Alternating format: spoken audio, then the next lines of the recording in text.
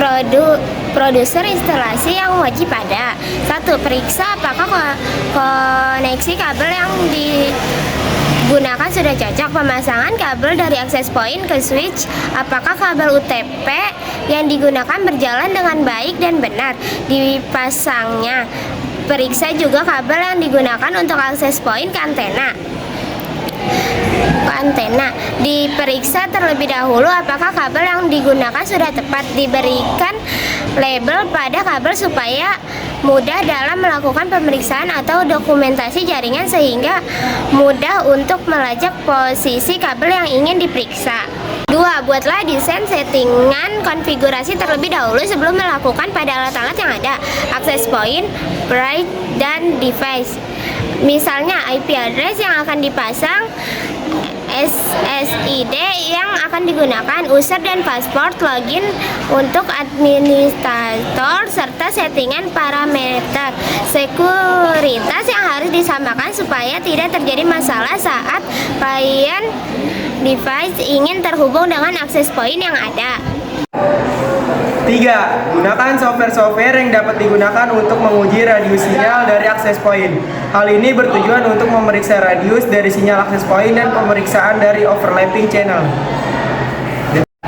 4. Catat dan dokumentasikan setiap langkah konfigurasi serta kontak person dari tim instalasi. Hal ini berguna apabila terjadi permasalahan di kemudian hari sehingga mudah dalam melakukan pengecekan permasalahan. Browser Anda ke halaman konfigurasi router Anda.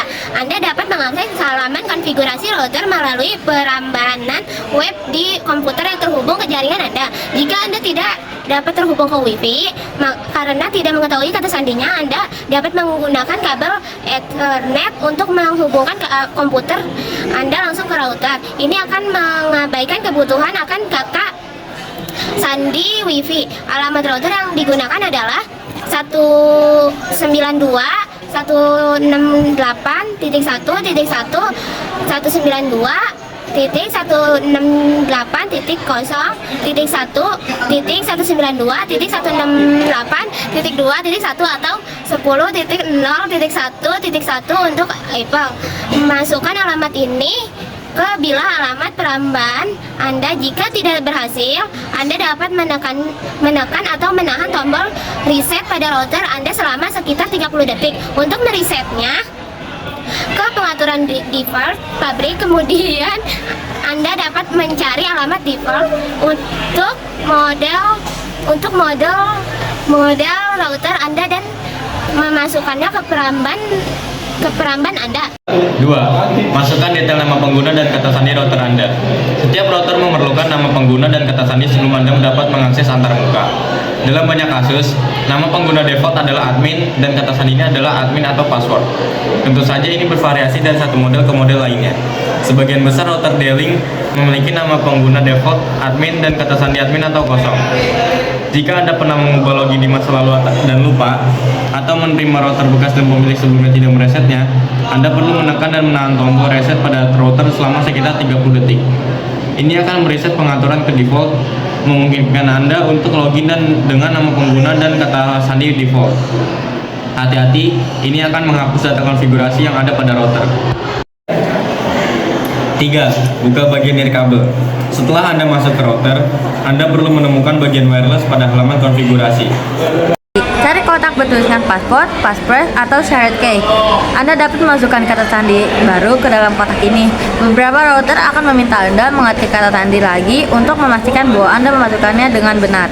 Jenis keamanan Anda. Ada 3 jenis utama enkripsi nirkabel, WEP, WPA, dan WPA2.